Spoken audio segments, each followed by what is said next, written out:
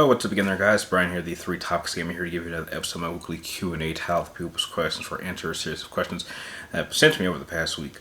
This episode was pretty average. We got a good number of questions I was able to answer in the comment section of the previous video, so if you haven't gotten your notifications for those comments, well, you know where to look if you don't hear them in this video. But I did get about, I want to say 6 questions, all from, I want to say maybe 4 regulars and maybe 2 new people, but one of these names for some reason looks kind of familiar to me, but I don't know, maybe I'm wrong. So, before I start getting into these 6 questions, if you happen to enjoy this video by the end, I would really appreciate it if you give this video a thumbs up and make sure you press the subscribe button if you haven't already, if you happen to enjoy content like this and would like to see more from me. And starting with the first question coming from Phantom Sidious, and you want to know, despite what a mess it was, did I think Amazing Spider-Man 2 deserved a sequel? And with the rumored return of Jamie Foxx, Electro appearing in a Sinister Six movie, do I think it could be that sequel? I'm not sure it's a Sinister Six movie. I haven't heard that. I mean, I've heard Jamie Foxx is coming back as Electro, but I don't think it's the Electro from the Amazing Spider-Man series. I think he's just playing another version of that character who's just from this is like the MCU Electro, and they just want to use a similar actor and try to give that a second go. But do I think Amazing Spider-Man 2 deserved a sequel? I don't know. I mean, I think they were just trying. I mean, that movie was a mess. It was just, it kind of had the Spider-Man 3 symptom of having too many different villains at one time and just kind of cramming them, and then they were doing too much to set things up for the next movie instead of focusing on trying to make the best movie possible, which is a common problem that a lot of sequel-bait movies make. But I think if you'd had the right director, if you'd given it enough time, yeah, I think an Amazing Spider-Man 2 sequel could have easily have come. Yeah, I think it would have been possible.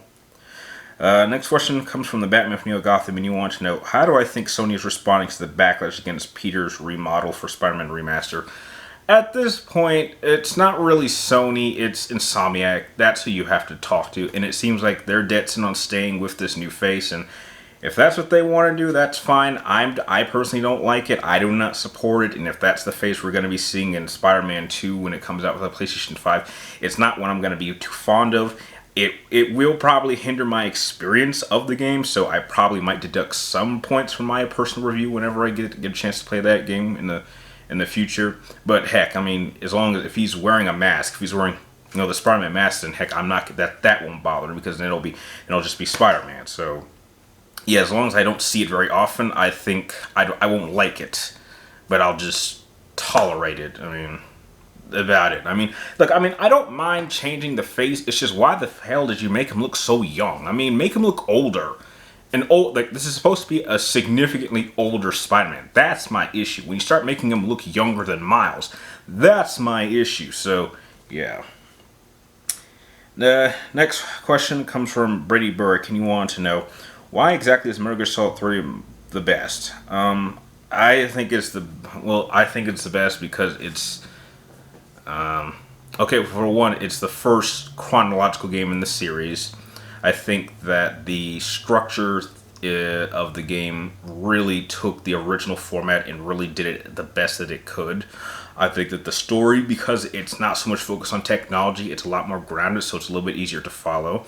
You definitely start seeing the development of characters that will become important influences in future other games. Like, you kind of see where Oz came from, and Eva and Big Boss. You kind of understand these people as characters, and I think the boss is probably the most compelling character, and it's easy to see, and it's, if you spend enough time, you see how her ideas and her way of thinking would echo across the franchise in terms of that is the primary direction that everybody who followed after this would be trying to do in terms of establishing control. I mean, that's ostensibly what it has always been about. It is about controlling one's own destiny and not feeling tied or feeling forced to. I mean, that's pretty much what all of the other Snakes, when you come to Solidus and Liquid, and in some extent Solid, were trying to do. They all felt that they were cursed because they were connected to this iconic man and trying to live up to that or try to surpass him.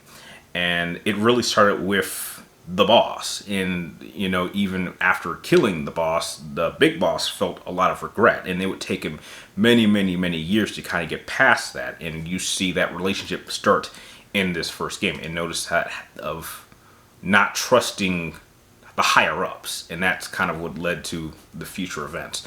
So that's why, in my opinion, why I would consider that one to be the best, because if you really think about it, Solid Snake's story is very much kind of similar to Big Boss's. Now, if you talk about it in terms of how the games were made, you could say that in reverse. Say, well, Metal Gear Solid 1 came first, and then they did 3, so 3 is really a copy of 1. But if you look at it chronologically, that story came first, and I think that 3 is definitely a much better compelling game and a much better made game in just about every single department over 1. But that's just my opinion. I know that some people like the other ones, and that's perfectly fine, but that's why I would consider Metal Gear Solid 3 the best Metal Gear, and why it's always been, and probably will always remain, my favorite video game of all time. I could go much deeper into that, but that's just a quick summary of how I feel about the game.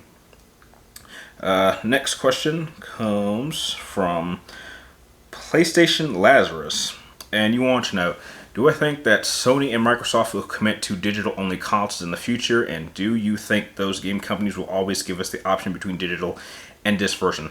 I hope to God they don't commit to digital-only consoles. That would be devastating to me. And do I think, as long as they at least give you the option to do digital and disc, I think that'll be fine. But I'm telling you, I have a lot of fears about digital-only consoles, which I'm going to do a video about probably later next week or before I do the next episode of the People's Questions. But yeah, I can understand why people would want to go, why people are going total digital, and that's perfectly fine, but there's a lot of problems with that too. And for a channel like mine to go to a strictly digital format would pretty much almost end the channel, and I will go into more detail as for why in a future video. But no, I hope a day doesn't come where it's total digital. At least give me the option. If you want to give people the option to go strictly digital, that's fine, but I wish to have a disc option. So, and that's the way I personally will always go. Next question comes from Will Williams, and he wants to know, what is my favorite Spider-Man scene of all time? I guess my favorite Spider-Man scene of all time was in the animated series, and I think it was like the last episode of that show, in which Madam Web had kind of taken all these different Spider-Mans from all these different realities and like kind of teamed them up together to take on this ultimate threat. And it ended up being like a version of Peter Parker that had been like completely corrupted by like a symbiote, but I'm not sure which one. I don't know if it was Carnage or another one, but at one point he's about to turn on this device that's just going to destroy reality, and the Peter Parker from our reality is trying to figure out, okay, how do I stop somebody that's me? And his solution to that problem was to go find Uncle Ben, who in that reality that he had traveled to, that was about to be destroyed, Uncle Ben was still alive. So his plan was, I'm going to bring Uncle Ben, and Uncle Ben is probably the one person that could talk me down from doing something horrible. And what ended up happening was Uncle Ben was successful, but when this evil Peter Parker tried to separate himself, it was too painful, so he basically ended up killing himself and wiping him out of existence. And I have to imagine that was a pretty emotional moment for our Peter, because this was the one reality in which he could talk to Uncle Ben. It wasn't his Uncle Ben, but it was an Uncle Ben that he could talk to, and he could love, and he got love back.